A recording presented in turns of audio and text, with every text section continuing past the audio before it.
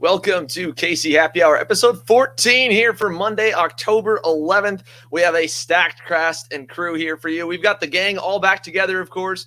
Brandon Jarsakrak, Ryan Norberg, Connor Zilish, Paulie Massimino, and Braden Eves are all back here with us. So we've got our original crew.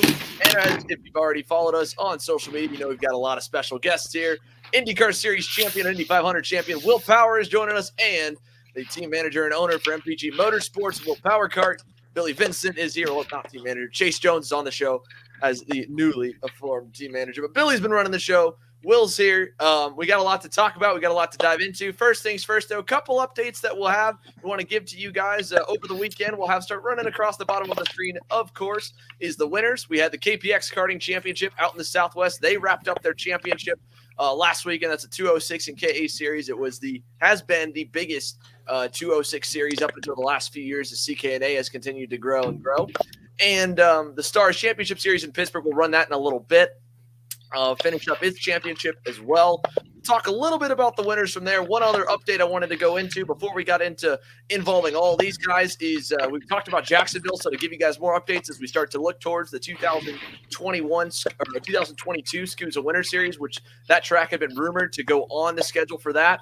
The North Florida Kart Club did post an update from their Facebook page saying, hey, the lighting is completed. So those guys are getting very, very close to being able to be back open for practice. The rumor was that by October 1st was not only when the project was hoping to be done. So obviously we're a couple weeks late from that, or about a week late from that from when they posted it. But by October 1st, they were also supposed to have the new agreement in place of what the track would look like. Because up until now, the Jacksonville racetrack is the only track in the country, to my knowledge, owned by the city of Jacksonville. And so it was a public park. You could show up there on a dune buggy. You could show up there on a dirt bike. You show up there on a go-kart. You could drive it for free outside of the days the North Florida Kart Club would come there and do club races. The new agreement, supposedly as the investor group, was going to be we didn't really know what the group was, but you can see the comments right there. NF Sports, which is the group run by Andre Nicastro, is a Brazilian racing driver, karting driver, typically runs for Italian Motors. So that's the first rumor we've heard out of that. I didn't really know what the group was. I just heard it was a Brazilian group that was looking to try and put rental karts there. And then NFKC is still going to get the option on club races. So they'll still have racing privileges at the racetrack, but the practice days won't be free anymore. And they'll have rental karts there and it'll be a little more regulated. So that's the rumor, at least update with that. But of course, the good news is it sounds like they've updated the lights. They were supposed to be working on some of the newer fixtures and buildings, bring it up to specs. And it's been scoped out by, obviously, rumor was SCUSA. They still haven't got their dates out, and that's probably the last update that we're going to give on the SCUSA Winter Series tracks, because I don't think we're going to see much information on the dates or on the locations for Winter Tour until we get at least into November. Even for the ROK Cup guys, I'd imagine you probably won't see too much until after ROK Vegas, which is coming up in about 4 weeks. But for Supernats, they're in full SCUSA Supernat swing, and granted, they can't wait till the end of December to get those locations out. It probably won't be till mid-November till we find out what the SCUSA Winter Series is like. But speaking of ROK Vegas, the track map came out for ROK Vegas.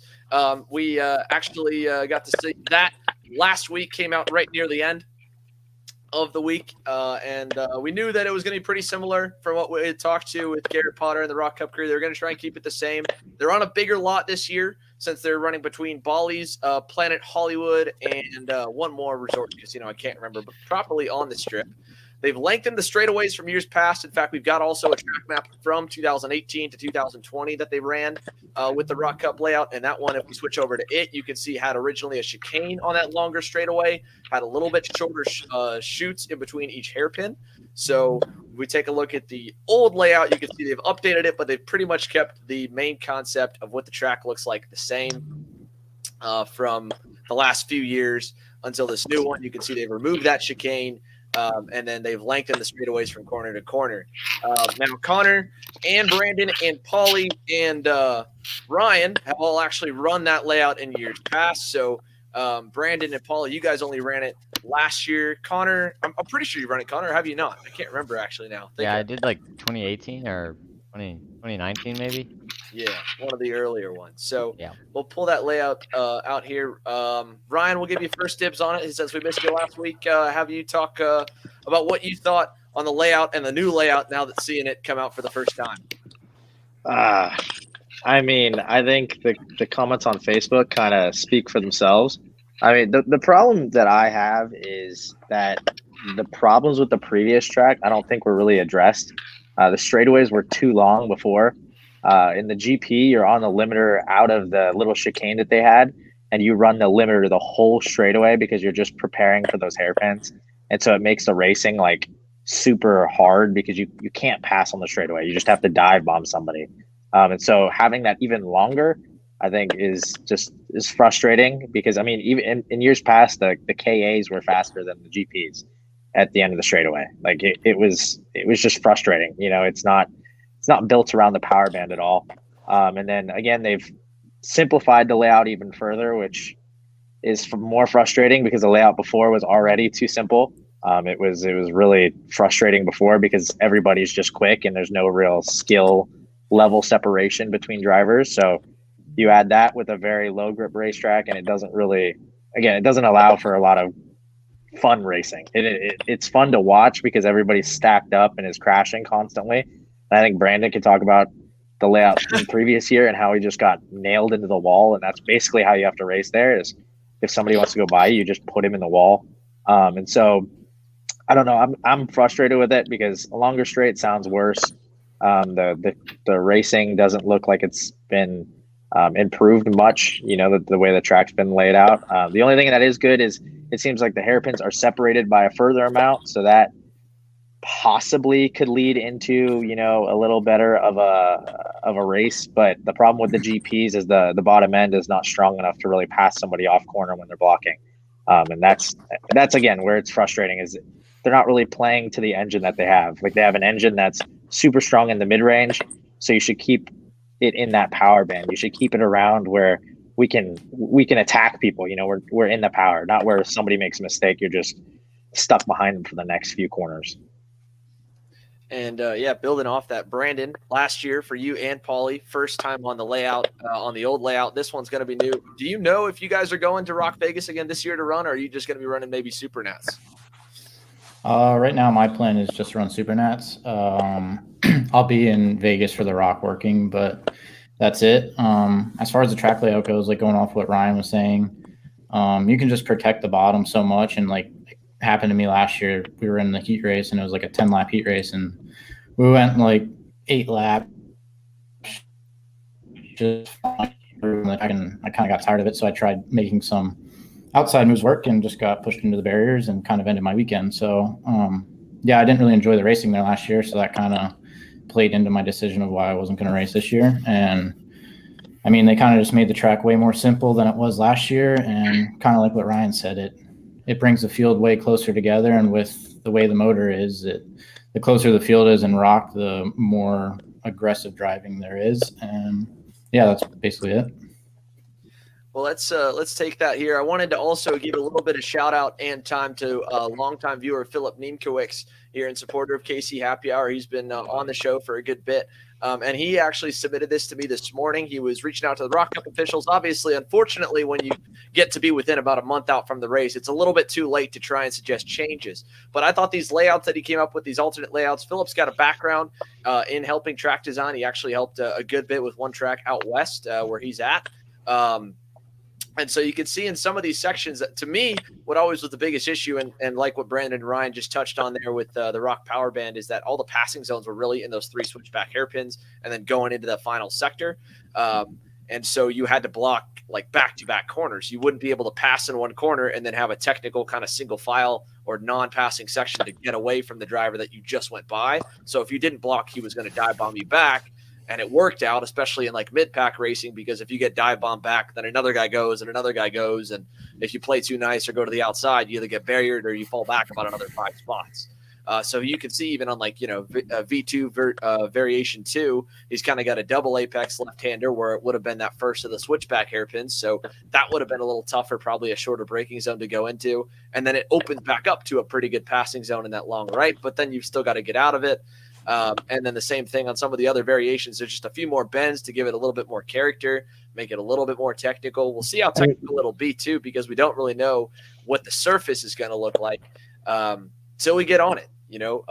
Ryan brought up a really good point right before we got on air that when they had temporary races in Florida in the years past, there were some tracks that looked like they'd be really, really smooth, and they were not smooth at all. Paulie, I'll give it over to you and Connor as well. But Paulie, you first from last year. You were kind of up and down through the field in your first ROK Cup race. What are you going to be in there this year? Have you figured it out yet? I actually didn't go last year. I got super sick, so I didn't go. Okay. But no, I'm not that track doesn't look like it's too great. I don't like all the hairpins, the switchbacks. I don't like that.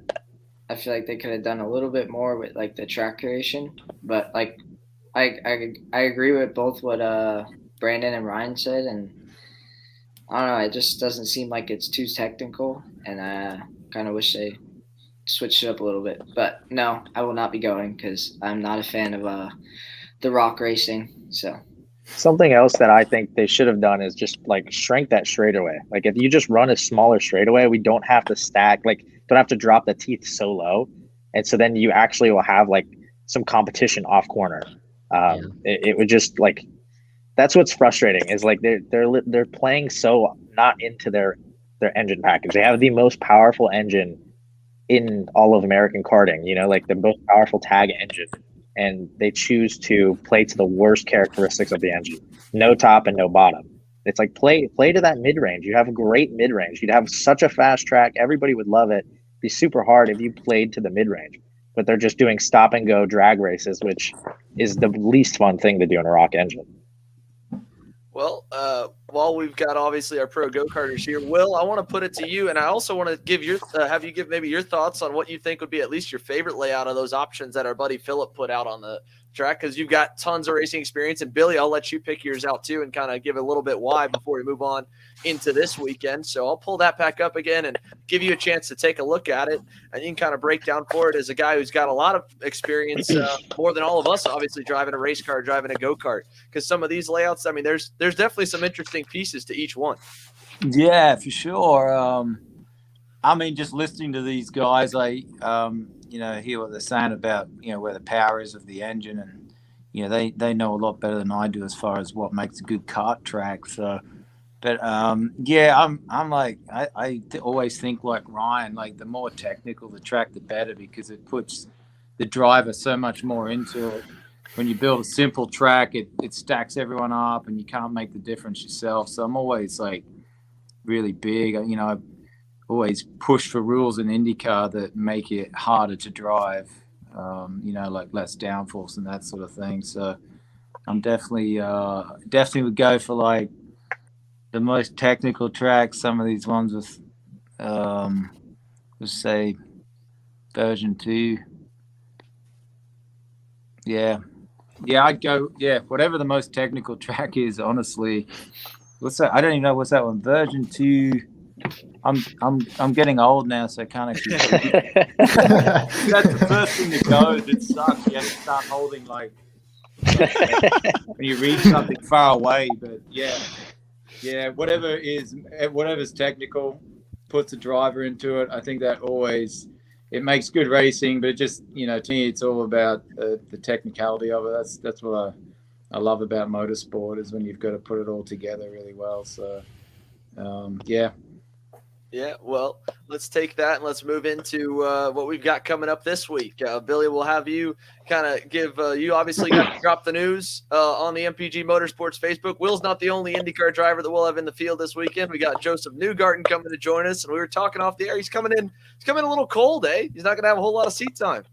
Yeah, I mean, he's got a test at Mid-Ohio in the IndyCar on Thursday, so I don't know how or when, if he's getting back Thursday night or coming straight there Friday morning, but he's going to jump in and get whatever 5 or 6 practices there is on Friday, and then obviously happy hour is super important. So he's got a little bit of work to do. We'll see what happens. We'll see if we can throw somebody in that Kart on Thursday, just kind of shake it down, make sure it's ready for him. But he's got a tough hill to climb for sure. I mean, even compared to Will, right? He's out there, a couple times a week practicing, and to go up against, the guys that are on this show right now, and some of the others out there that are doing this, all year long, they're definitely at the top of the sport. And just because you come from IndyCar or NASCAR or wherever doesn't mean you're going to beat these guys. It's tough work. Yeah, for sure. That's going to be.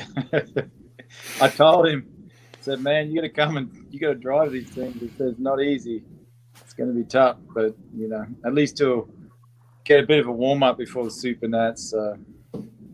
Yeah, we're trying to convince McLaren to come too. Like, he's got a kart sitting there and he's going to be in town, and he's just worried he'd be overweight. But he's starting to cry. He's got his winter coat on already. We're going to bring him some lightweight batteries and stuff. See if we can help convince him. Yeah. Did you call him? I called him. He didn't answer tonight. He's afraid. I saw him at the sim, and he was like on the way out. He's like, "Yeah, I'll call Billy." Yeah. Dude, scared, man. I got the phone on my lap, Scotty. Got the phone on my lap. Give us a call. Yeah, open call out here, Scotty Mac. Get over here, get into the entry list. We just got a volunteer to shake down Joseph's Kart with Liberante on Thursday, so we'll see how that works out. Oh, there you go. Okay. Race and I were talking back at the last USPKS. There's not enough drama, and that he just needs to go out and send people. Like he said, he'd be going head to head against. Not enough, exactly. Yeah, bro. He'd just go and wreck him on Thursday. So fair alert to you boys, you might get a little bumper from behind. I need that Kart in one piece on Friday morning though. So he just needs to use the front bumper. A good enough driver can do it without it. I mean, Harvick was good until Chase Elliott got right to him. Here, Joseph, here's your Kart ready to go. It was just came off the table last night. Well, we've got a lot to unpack with that USPKS event. Obviously, big news, of course, with Will and Joseph joining the entry list. We're going to take all these guys here, break down the 45, soon to be about probably 47 X30 Pro driver entry list, and over 250 entries for the US Pro Kart Series event already going into GoPro. When we come back after this commercial break, so stick with us. KC Happy Hour rolls on. Will Power, Billy Vincent, and the rest of our KC Happy Hour crew are with us. And make sure to keep on submitting your questions, guys, during the commercial breaks, because we'll answer them in segment number 3. You'd be hard-pressed to find a team that has won more races, won more championships, and produced more top-level drivers than Rollison Performance Group in the last decade.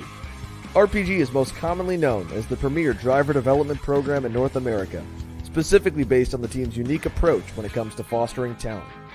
Rather than looking at things on a race-by-race basis, RPG focuses on building season-based plans for each driver, each with a heavy weight towards private training weekends at their home base at Pat's Acres Racing Complex. Each training weekend puts drivers on track with national champions such as Ryan Norberg, Austin Garrison, and Luke Selikin for hundreds of laps.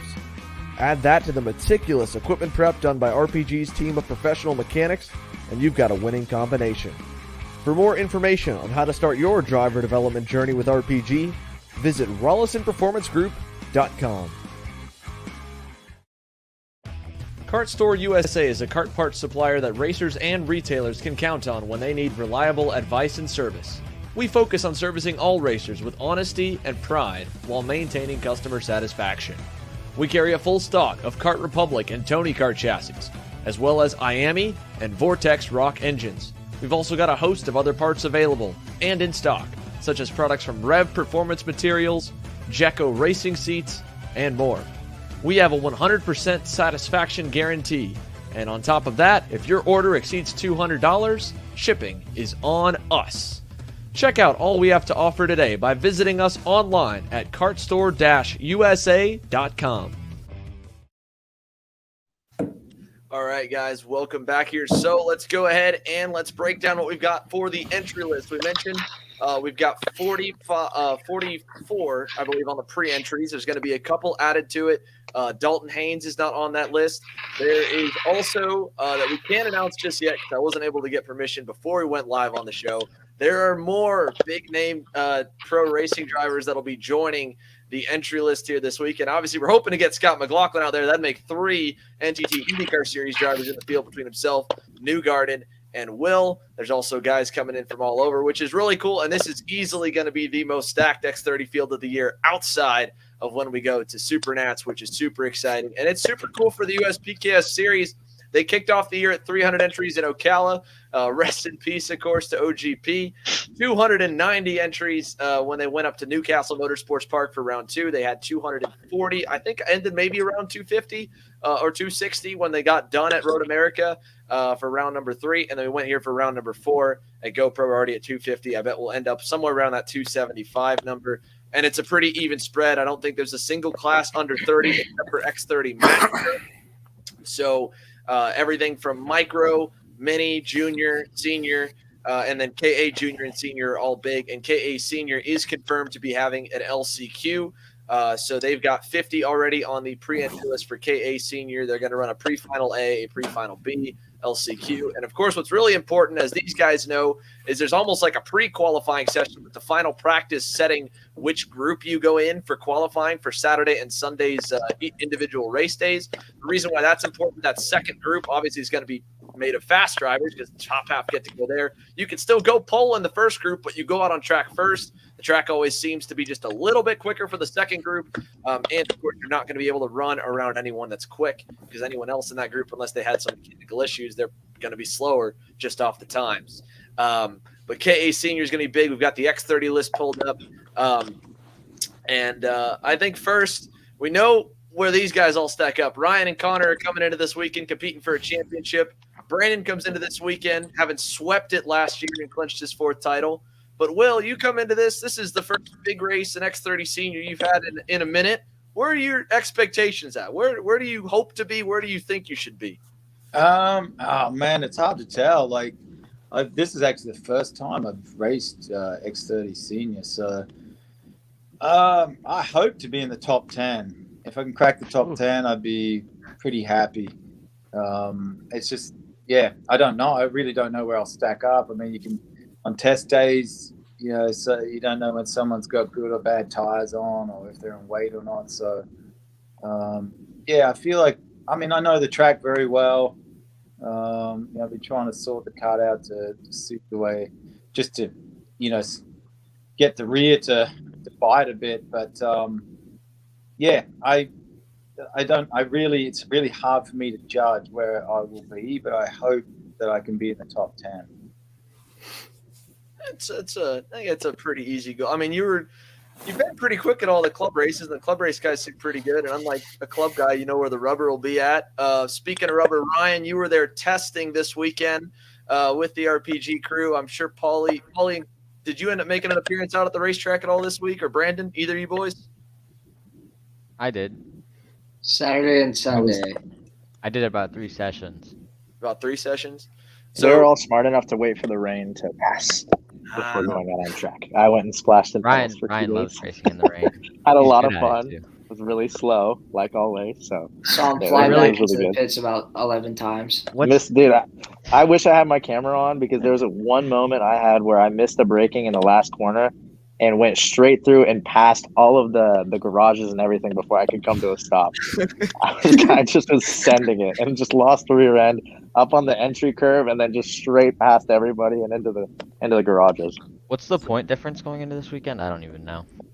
It's 20 without drop and 70 with. What do they give for winning a championship? A band. It's like a pick. You can pick between a bunch of stuff. You get 3 options. You get either the, I guess now it would be 2023 IME final ticket. I don't think it's early enough where you could turn around and get out. Yeah, it's next week. Yeah, you can't get out there. 22 final ticket. Or 22, yeah. 2022 final ticket. The ticket for next year, 2 years out. You Yeah, get ticket to the IME International final with usually it's like 3,000 or 4,000 euros towards an arrive and drive package, which is about, I don't know, more or less half. maybe less, probably less with all the testing you have to do. But then you could get an X30 engine, or you could get a full ride in the championship next year, along with it's 2 sets of tires, right, Brandon? You get 2 sets of tires for the weekend. Yeah. So all you got to do is buy practice tires, show up around the next year, which is how Brandon's been able to run the last 3 seasons. Yeah, pretty much. Yeah, they give away really good awards. Actually, no. This was the first season I took the championship to get all the races the next year for free. The first 2 I went to France. Yeah. So.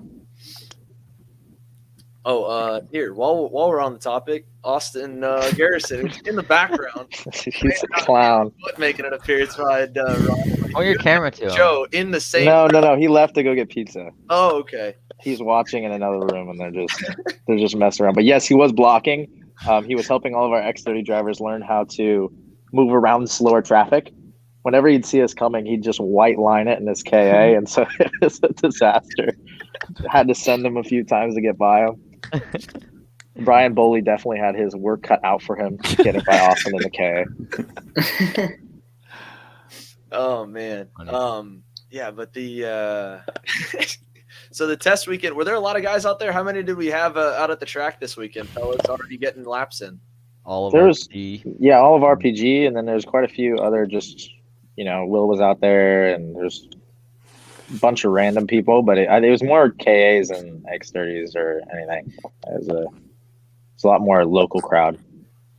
Yeah. Well, let's while we've got everyone here, because we're going to drop down to Will and Billy for the final segment, talk a little more in depth about the Kart Willpower Racing program, and give everyone insight, because this is the first real chance we get to do a live Q&A about that. But we have some questions for everybody that I want to put up first.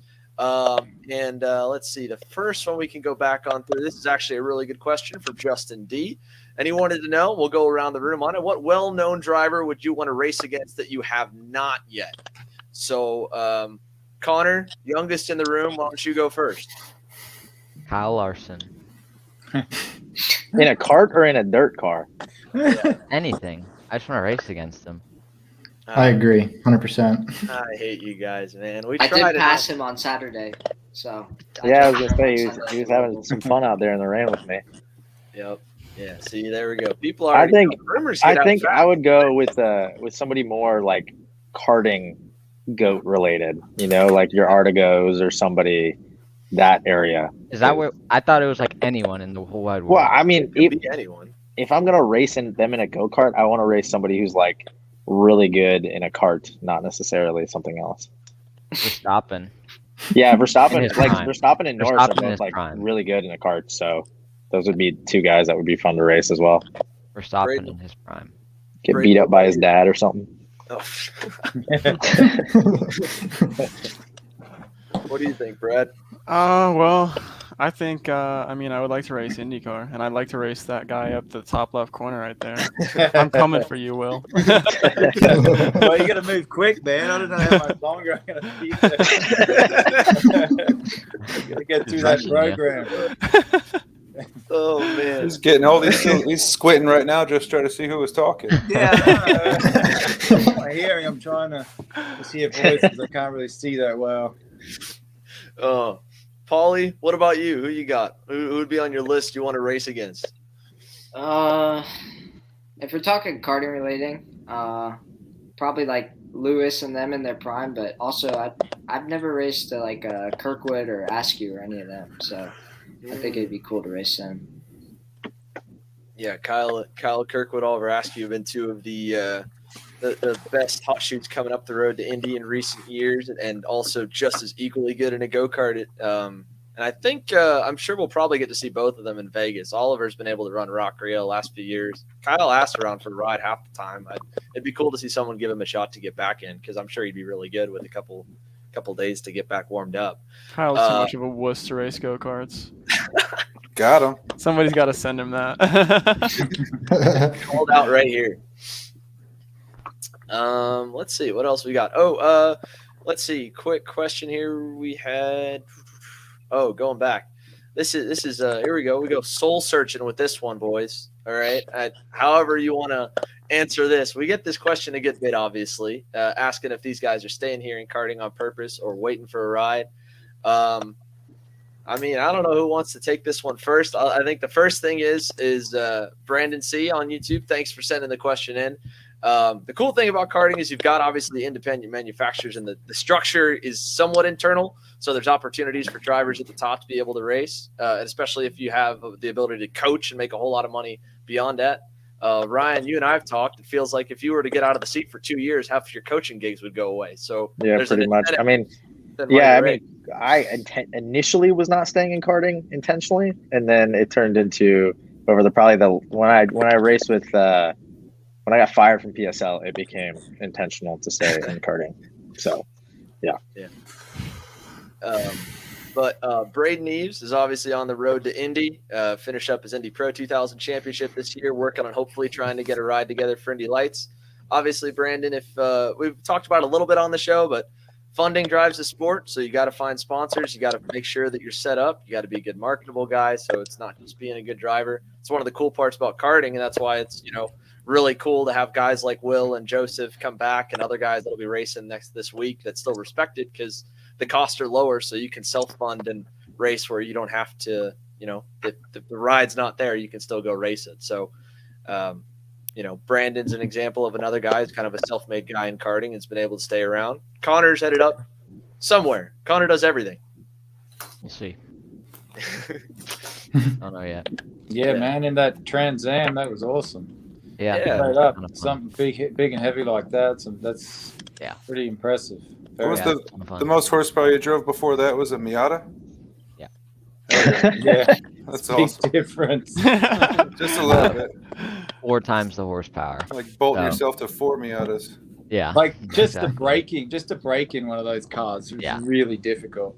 Like when I raced a V8 supercar in Australia, it's just crazy how long the braking zones are and how hard it is, how square you've got to be. Like that's good experience for like getting the cars.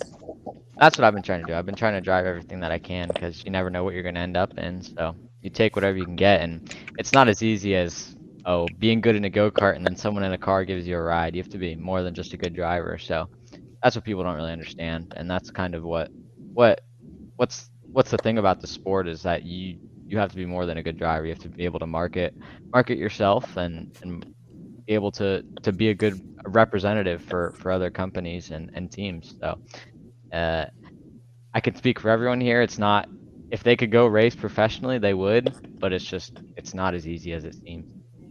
No, actually, I disagree. I could be an F1 right now, but I love racing these guys, so I decided to give my seat away to Lewis. So I enjoy racing go-karts more than anything else in the world. Yeah, other than Paulie, of course. Yeah. Like I could be over there in Europe racing, Lewis, Max, all those guys, but karting's right here. So humble of you, Paulie. Yeah, Such a great kid. We're so happy. I'm so glad you spoke up on that. Yeah. What would we do without you, Paulie? I don't know. Couldn't tell you. Not have like half of our episodes get demonetized. That's what would happen if we took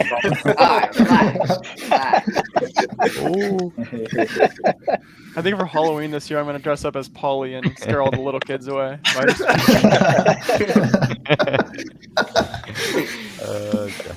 Nobody sees it. Paulie's always the last one to log on, and it's usually because he's having to like shave down like the forest of beard that he has on the face, so he doesn't like scare everybody.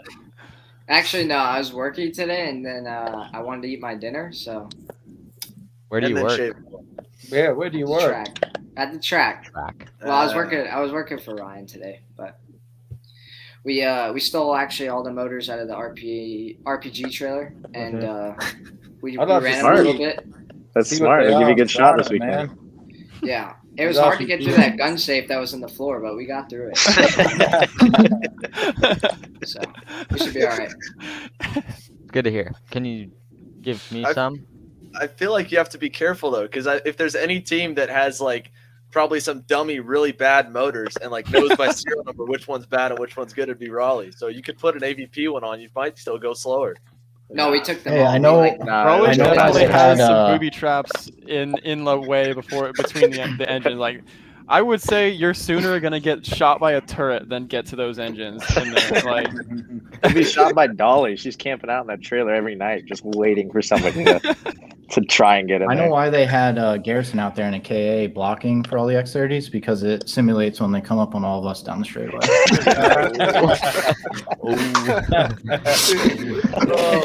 Out. Oh, that's funny. Oh man. Well, we'll that was get a a good one, whole Brandon. lot of this banter coming this week. We're gonna let most of our crew go. We got to talk with Will and Billy a little bit more, guys. But everyone here, except for Braden, who's ditching out on us, he's too cool. It's gonna be in North Carolina this week, racing go-karts, having a good time with a stacked field at USPKS. So again, guys, stick with us. We'll have a lot more and all the questions you guys have about WPK and Will Power coming up here right after the break. I'm Billy Vincent, owner of MPG Motorsports. What we do at MPG is we try to keep it a nice, fun family atmosphere, try to combine sort of the bigger things and of the bigger teams and the professionalism down with sort of some of the fun, sort of family-oriented atmosphere. We try to not only develop drivers, but also the parents and the families for just in knowledge in general in motorsports. It all starts in karting. What we try to do is try to help the drivers, the moms, the dads understand the sport of motorsports in general, not just karting, but what it takes to get all the way up through. Whether you end up wanting to be a driver or a mechanic or an engineer, you know, we can help you with that, and that's what we're here for. If you're interested in joining us at MPG, our home base is at Whiteland Raceway Park in Indianapolis, and you can contact us at info@willpowerkart.com. And one of our great people will reach out to you, and we'll try to put the best program together. KC Happy Hour is presented by Precision Performance Karting. PPK is the exclusive South Florida dealer for Coyote Motorsports kart racing chassis and Coyote's newest distributor. However, owner John Seglem and Coyote Motorsports' relationship spans across numerous decades in the sport, meaning that you've got years of winning expertise at your service. PPK offers trackside support at all of the CKNA South Division events, the CKNA Majors, such as the Spring Nationals and the Grand Nationals, the Sunshine State Karting Challenge, and a number of club races in the Southeast. PPK also has an impressive driver roster at these events, racking up multiple wins and podiums in 2021 with longtime Coyote Motorsports driver Chris Carroll and KC Happy Hour's own Paulie Massimino and Brandon Jarsakrak. If you're looking to get on the same race-winning equipment as these drivers, from the Coyote Motorsports chassis to the Odenthal motor mounts and Greyhound racing seats, Precision Performance Karting has you covered. Check out Precision Performance Karting on Facebook and Instagram, or email them at ppkartingfl@gmail.com.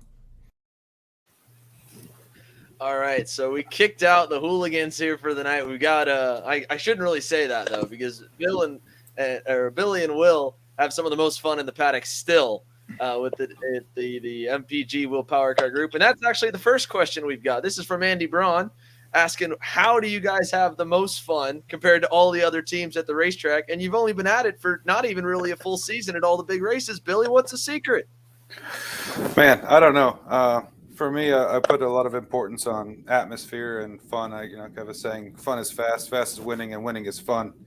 It has to start with fun, but obviously you've got to get all your ducks in a row and all your details sorted. And if you try and keep it as organized as you can, and you can have some time for fun, but you can't let that slip out of the way. Yeah, what's on fun for the table this weekend, Will? Does the karaoke machine make it out of your house? Does it get over to the tent one night? I have my bus there, so there's been a lot of talk, over the last couple of years, is whether we should put a karaoke machine on my bus. So, we at Indianapolis we bought a ping pong table. It was in the driver's bus lot, and man, everyone loved the ping pong table. So I think the next natural step is karaoke. We got to. And we could just try it out this weekend at the kart track. The ping pong table is a good story of sort of how we operate. Just a lot of spontaneous, in the moment decisions that usually end up being a good time. I actually saw the ping pong tables at my house right now, and I was thinking, we got room in the box truck. I might bring it along with and set it outside the tent. Yeah, right. Well, I got one here. You have to bring that down, but yeah, you could. I mean, who wouldn't want to see Paulie singing? Bon Jovi. Yeah, in For between sure. sessions. I I think think the it'd be karaoke machine's got to make it out. Yeah. It has to. It has to. Well, here's another good one. This is from Asher's Racing Channel, asking for you, Will. We kind of already dropped it a little bit about Super Nats, but kart racing plans for the off season here, starting with this weekend. Yeah, I'm obviously racing this weekend. I don't actually know if there's any club races at GoPro in between now and when we get close to starting the IndyCar season. But if there is, I'll be racing. And yeah, if I'm in town for sure. But yeah, Super Nats. Pretty sure I'm going out there. Obviously schedules change, but right now that's the plan. So I just got to decide whether I race, senior or masters, because it can be pretty aggressive out there. There's no grass to run off on, so sometimes you got to think of your other career and your safety. Make sure you're healthy for the IndyCar season. Right, because if not, you're going against 14 and 16, and 18. You gotta get some pretty. Well, I know it. Just even practicing with the guys. These guys. It's good hard. That's why I like it. Good hard racing. Good, pure hard racing. No aero, nothing. It's just proper racing. I love it. And yeah, so I'll be right in the midst of all that with this field this weekend, I'm sure. And, speaking, that's a good point to go into this next question we just got in. So this is talking about current state of karting, where it's at. And I think to build on it, where we'd like to see where it grow. And then we'll get to the Will Power Kart brand. First, let's start this weekend, right? How intense this field's going to be. I mean, we previewed it. There's at least 45 that's hit the cap in X30. The junior classes are all strong. The micro class is over 30, which has been awesome. This has been the first year in about maybe 3 or 4 years that the micros have started to really get big again. So, Billy, you're on, you've been living it every day that you're not at an IndyCar track. Will's been around it a lot too, but Billy, you first. What do you think? Current state of karting? I think it's pretty awesome, really. I think you mentioned the micro field there, and what I've learned over the past few years as we continue to grow and customers interested in joining us and learning. We've got quite a few in our camp that they've just started racing karts with us, first time ever. They might have come from quarter midgets or even from nothing, riding their Power Wheels around, and to watch the families and the kids take to it. And I mean, you could tell. I always say to people when they first start, I don't care what happens to you in 15 years, I'll put money on you're still going to have a go-kart in your garage. It never goes away. You're addicted to it. And I think just the sheer size and the amount of people coming in on the smaller levels. I mean, here at Whiteland, we've got 20 cars and kid karts every weekend, it seems. And, and the minis and micros and sportsmen's and stuff like that. And the junior fields are stacked. I mean, obviously, and then on the other end of it, with everything that's happening right now with, guys like Will and Joseph and those guys coming back in and showing like, hey, this stuff is real, and, kind of bringing their social followings with them and to show everybody what the sport's all about, and also to have their wits about them and their head on straight to be able to say, like I thought Will earlier saying, he'd be happy to get in the top 10. And I hope we could do a little bit better than that, but that's honestly, I think, a very honest estimate for the amount of talent that's out in the field there in X30 and all the senior classes. So I think it's going in the right direction, and it's doing really well. And I think if we can all support this younger generation that seems to be growing, I think that's going to be the key to the future.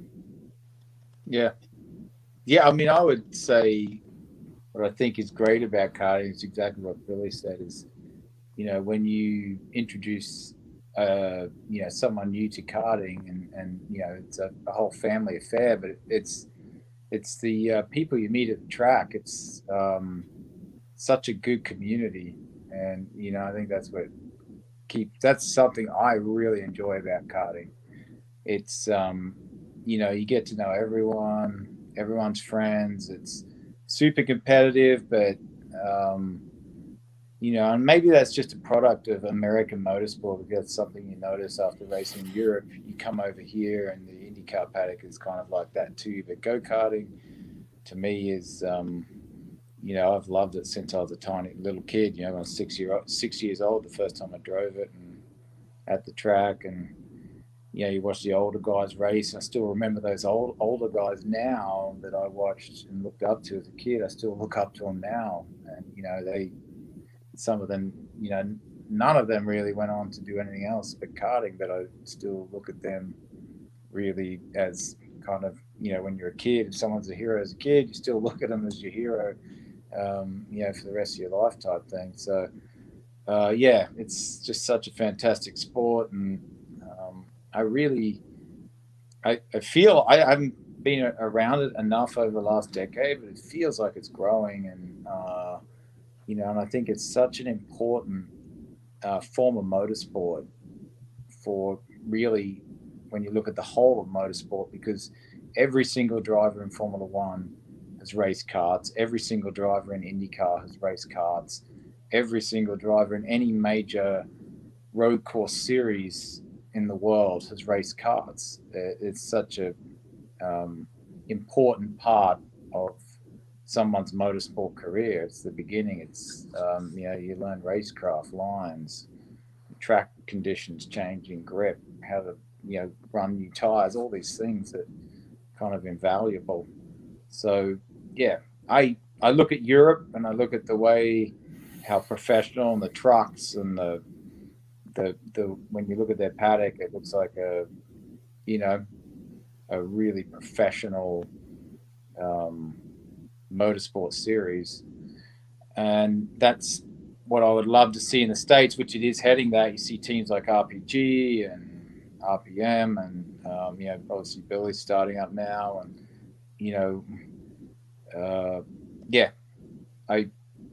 I think I would love to see karting absolutely thrive. And obviously there's different series, and it would be nice if there eventually was just two. I don't know the politics of it all, but I know my experience. There's no politics in this stuff. Yeah, I don't know. I know there's always all the politics, but I've seen it happen to IndyCar when they split. It ruined the series. It ruined it. You had two separated them. It just watered it down. It just confused people. So,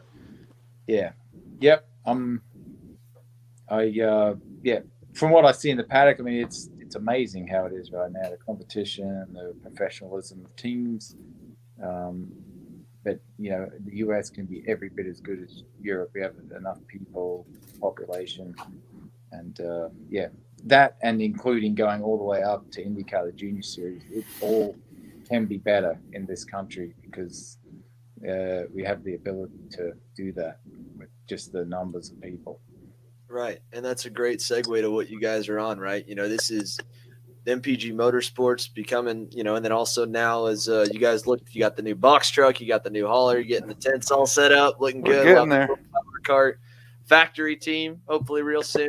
And then, Billy, you've, we talk about all the time, but your goal is not just to have an awesome karting team and at all the pro karting races, but to also have that option for those, kids that can master the craft to the point and work with Will, and both of you guys have a good ladder all the way up to IndyCar. Talk about that, because that's a really cool goal and a really cool ladder system that's fully, will really be fully in-house to a degree all the way up, with your guys' guidance.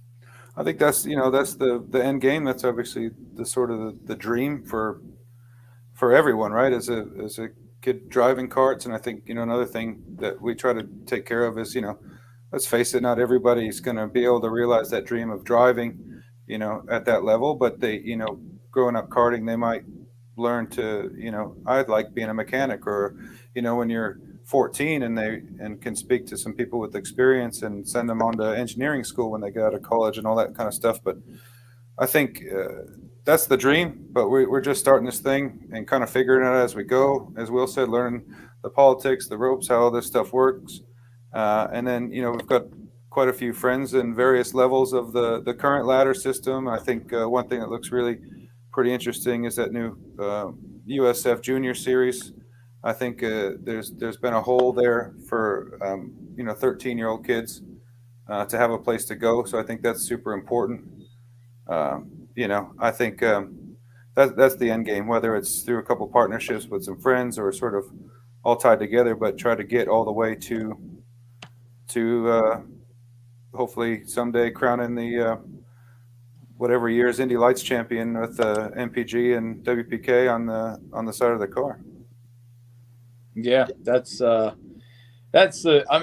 problem with motorsport. When we had the other guys on, they all talked about it. I mean, there's got to be a ladder system. There's got to be a way for people to get from karts into cars and start that process. And it would be just, obviously the dream would be to be able to have a kart team that's fully funded, and then, all those ladders all the way up to IndyCar fully funded. I mean, that's the ultimate goal. And that sort of thing happens in Europe because of the popularity of Formula One. Like, you see full F2 grids, the budgets for those cars now have got to be $2 million, maybe more. But they're funded. So, that can happen in this country. And I think IndyCar, as it gets more popular, that's sort of, making open wheel racing popular again, as it was in the 70s, 80s, or even earlier than that, 60s, 70s, 80s, 90s at its absolute peak. It's certainly getting back there now, and that helps when you're selling, some program like that for junior categories, including starting go-karts. It's I've been around the sport a long time, and it just, if you come across a driver that you think just has an exceptional talent, it really sucks. You can't do too much for them. You know that they should be going into cars, and they should be getting these, opportunities that aren't there. So, to create something like that, that would be really cool.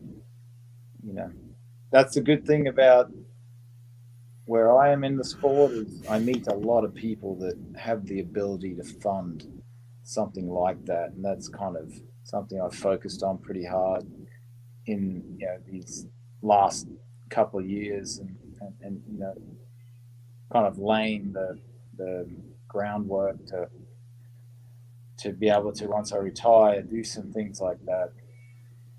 Right, because that's the dream, a talented kid, no matter what your background is, no matter what you look like, everyone's the same with a helmet on. And if you can wheel a race car better than anybody else, wheel a go-kart better than anybody else, you deserve to, the dream would be to have it where you get an opportunity to get paid to do that for a living, because that's what everybody wants to see. Every pro sport is based on seeing the world's best people, at what they do, get in a car and do that, or get in whatever sport they're at. And it's racing is always biggest struggle is finding the funding to do it. It's not like the NFL. It's not like the NBA, where you can start from anywhere and you can just practice, and the money's not nearly as much of an issue. It is in somewhat, but nothing like this for sure. And then too, what Billy's saying is cool too, what you guys are on, where it's not just, whether or not the driving is an option, you guys are so well connected with everything you've got. Someone gets around you, gets hot, and wants to say, hey, I want to go intern or what do I need to do to become an intern at an IndyCar team, or at a sports car team, or at some other team in the junior leagues, and you guys have a network that can help kids do that too, because there's so many people that, whether or not it's a driver, are just happy to work in racing. And I know that for me, that was a big thing too. The driving was never going to fully be it for me.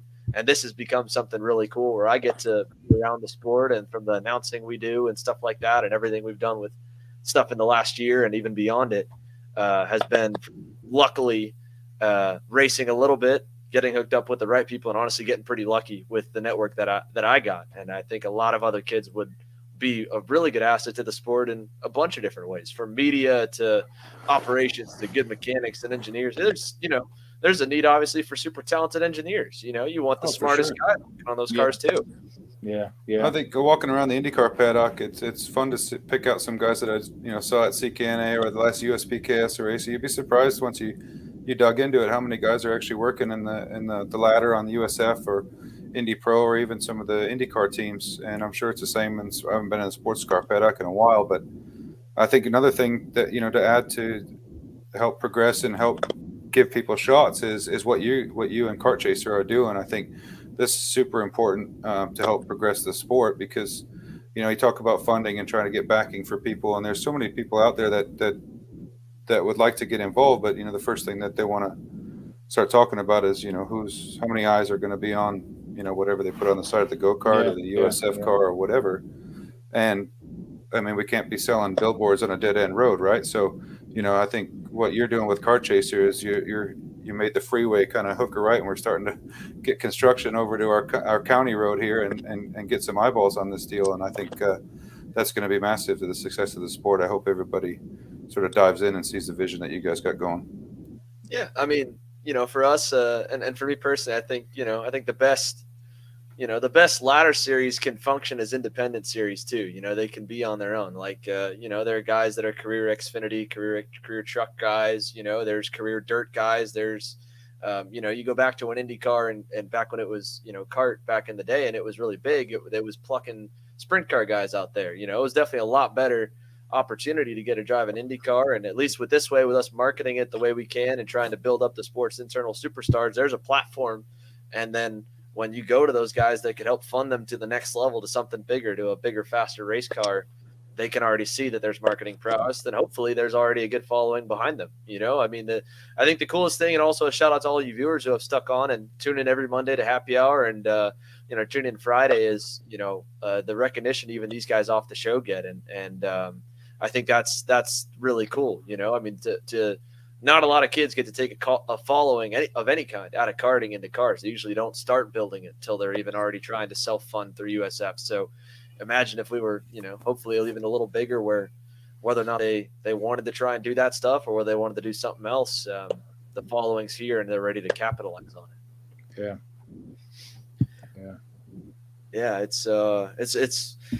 It's cool. It's really cool. And I think everyone here watching is going to be super excited. Obviously, Will, is a last question here. Are there any nerves going into an event like this? Do you feel more nervous coming back to a go-kart race, thinking people look at you and expect you to like win? Or do you feel more nervous when you strap into the IndyCar for a random race in the season? Not the 500, of course. That's a whole other deal. Yeah. No, I don't. It's weird. Like, I don't really get nervous in the go-kart. Definitely like in the IndyCar, it's just, I don't know whether it's a level of, you know, the expectation in the IndyCar or, you know, the odds of the series. But yeah, certainly get nervous before some IndyCar races. Sometimes it's, you know, just unbearable. You just want to get in and start. It's the anticipation really sucks. But go-karting, it's a little more relaxed, although the racing is very intense. It's yeah, I actually had been looking forward to this race. I'd been thinking about it during the season. I was like, I can't wait to finish the IndyCar season to race a go-kart. I actually was really thinking that, and had to check myself to stop focus, to really focus on the job that I'm getting paid for. And yeah, you've been talking about this race since April, I think. Yeah, no, I'm like, because I'm not allowed to broadcast when we were commentating. You're like, yeah, I can't wait. I think I'm going to run that one. Yeah, I'm not, because I'm not allowed to run in the season, and I go out and practice, and you know, you come out and watch the races, and you're just like, man, I wish I could be out there, because you know, it just looks, it's so fun. So yeah, a lot of I hope it goes well. Like you know, you never know, you could be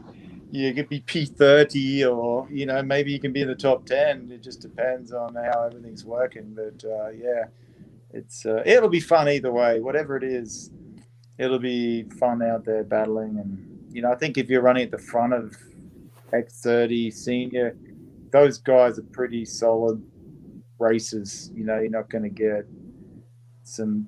You know, you get tough, very very tough, but somewhat respectful, and they know the ropes pretty well of how to race in the right way.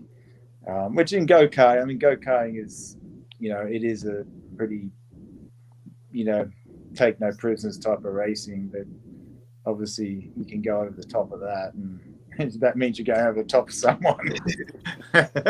Yeah, but yeah, it'll be fun. Looking forward to it. I hope we can convince McLaren to race, because I actually reckon he'll do pretty well, because he's been out there. You know, he's run the track. He knows the track. I think you know what? I think I'll try to convince him. Just run see if I can speak to like Eric Jones or something. How can we get him just to run Thursday? And if you don't want to run anymore, fine. But if not, He he should can... be good because Thursday's open, just open Thursday's practice, an right? independent day. Yeah. Well, just Yeah. like how you ran last year, you got to go practice Thursday, and Yeah. even not a lot of people know, but William Byron went out and did some testing on Thursday last year too. which Yeah, I really was there with him. Yeah, I remember that. I remember him getting out and going, man, these are some good guys. I don't know if he expected it to be quite easy, but I was like, yeah, it was no surprise to me. I mean, I've been around it watching it, but he was actually surprised how fast these guys were. Yeah. Well, sweet. Well, obviously, you can see their shirts, guys. You can look up Willpower Kart online. You can go to MPG Motorsports on Facebook or online as well if you want to get more info. This is Billy. Correct me if I'm wrong. This is the first weekend you guys are sold out of team spots, right? You couldn't take any more drivers even if you wanted to. Yeah, I had to buy 2 more tents that we normally have. So, Chase Jones has been killing it. Hooking up with all these people and people coming to him, and we've been really lucky that the type of people that are wanting to come join our tent, and then obviously, Will and Joseph and those guys coming. This is going to be a good time. We're take off Wednesday morning. Chase Jones, Austin Olds, and myself going to ride 3 wide on the box truck all the way down to Charlotte. So 3 wide, man. It's going to be an epic journey. 10. When are you leaving? Olds, you're sitting in the middle, bud. Sorry. Yeah. When do you leave, man? Like 6 a.m. Wednesday morning. Oh, wow. Yeah. So you'll be there. Yeah, Wednesday afternoon. Okay. Yeah. All right. Nice. It's old Dangerous Dave is loading the bus in on Wednesday. Oh boy. You have to tell him where to put it. So I'll let him park first, and then we'll pull in. Last time my truck was there, it ended up hitting the fence. We won't point any elbows to anybody, but I heard about that one. Yeah. Little. It's little, all right, little character. Start of the weekend. Yeah, start of the weekend off strong, and then nothing hit the fence the rest of the weekend. So maybe I might have to rub that wall one more time with the box truck.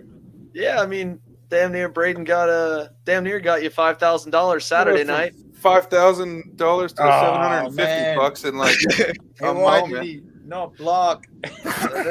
Why did he not block? I was like, why didn't he block?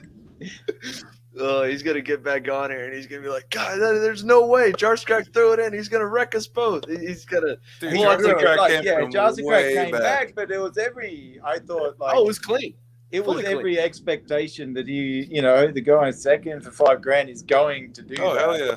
Like, and if he blocked, like, I get what he was saying. Like, he said, well, I didn't block because I wanted to keep that gap. But if you block there and you block there, I mean, you're going to block the whole lap. No one's going to get you.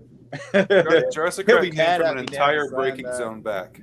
He was deep back. But, Jarskrak blocked into 3, and then he didn't break enough, got crossed up. That almost looks worse than leaving the door open sometimes when you get crossed over. Oh, yeah, because Jarskrak didn't end up winning, right? Yeah, Paulie came through. Yeah. Jarskrak won and then got past 3 corners later. That race is like a perfect example, though. I hope we get that this weekend. We kind of got robbed a little bit with that wreck in turn 1 for the final. And I knew it was all over then. As soon as I saw Norberg with the gap, like, it's done. That dude he don't screw up, man. No, he just gets that and he's just pumping out. Yeah. Same lap time, man. Yeah, that's the way. That's a good deal. Yeah. Well, thanks again, boys. It's gonna be a fun one. We got a lot of drivers coming in. I think everybody's amped up. Unfortunately, for those of you guys that were asking, we're not doing live streaming this week. We'll have video stuff going. We're working on getting our live streaming stuff sorted for next year. We actually already signed our first series. I can't announce it yet, but we're gonna have for sure 5 events already confirmed, live broadcasted next year. We got some more stuff cooking. So hopefully get more to get all you guys to see everyone. We talk Monday. Watch everybody live Saturday and Sunday and maybe even Fridays also. But nothing else. We'll have a normal episode. Our Briggs episode is out. You guys can check out everything from Will and Billy on all their socials. And for everyone else here for KC Happy Hour, thank you guys for tuning in. We'll see you guys next Monday when we debrief after everything went down and all the dust is settled. See you guys later.